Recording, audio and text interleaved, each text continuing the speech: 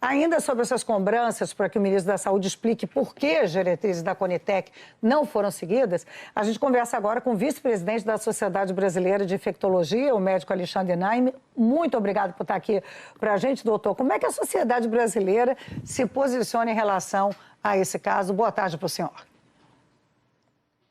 Muito boa tarde, Maria Beltrão. Boa tarde a todo mundo que está ligado na Globo News. Que perda de tempo, né?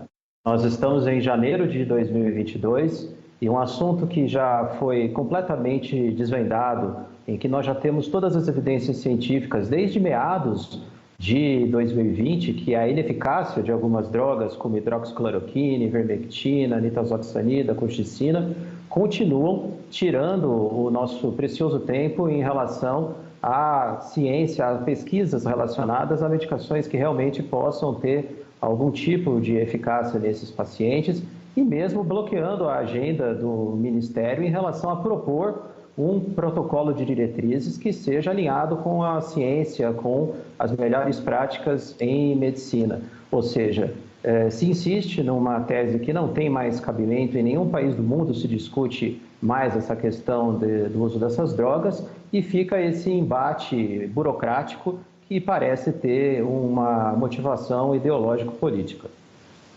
Ainda aproveitou o momento para falar mal da Coronavac, uma vacina que o próprio Ministério da Saúde compra e distribui, né? Qual deveria ser, então, na opinião do senhor, a prioridade agora do Ministério da Saúde nesse combate à pandemia?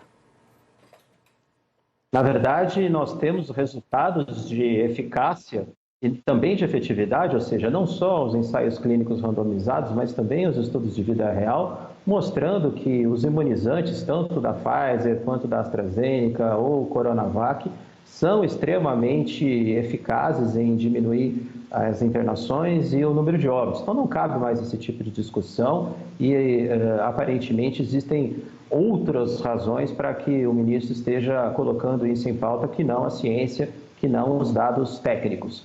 Em relação às medidas assertivas que o Ministério deveria tomar agora no momento, é ampliar a vacinação. Existe pelo menos de 15% a 20% das pessoas adultas que ainda não completaram a segunda dose, isso é muito importante.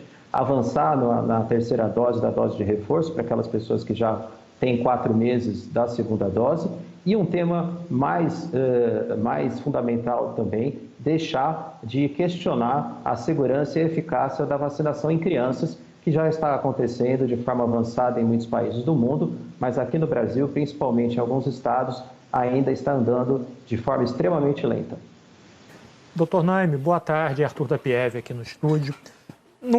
Na enxurrada de tolices da mini coletiva do ministro da Saúde hoje, várias já foram comentadas aqui, e tem uma que parece um pouquinho mais sutil e me chamou muito a atenção. Ele diz que criou a comissão para que fossem ouvidos 2 lados sobre a vacina. As vantagens da vacina e as objeções à vacina, colocando em pé de igualdade uma coisa na outra. Esse é um discurso meio recorrente entre os negacionistas, dizendo que não existe só uma ciência, existem várias ciências. Isso é uma tolice rematada, né, doutor? Realmente, Arthur, não cabe você ter esse tipo de discurso falacioso de ouvir os 2 lados da ciência. A ciência só tem um lado, que é o lado da evidência, para onde apontam a maioria dos estudos, e, aliás, estudos muito bem feitos. Ou seja, não se consideram estudos que tenham metodologia inadequada, que tenham falhas, e que geralmente são os estudos que acabam sendo popularizados. Especificamente em relação ao comitê que você citou, Arthur, o comitê ele foi criado para avaliação das medicações que poderiam ser utilizadas ou não no tratamento tanto da fase ambulatorial, ou seja, na Covid leve, quanto em pacientes já hospitalizados.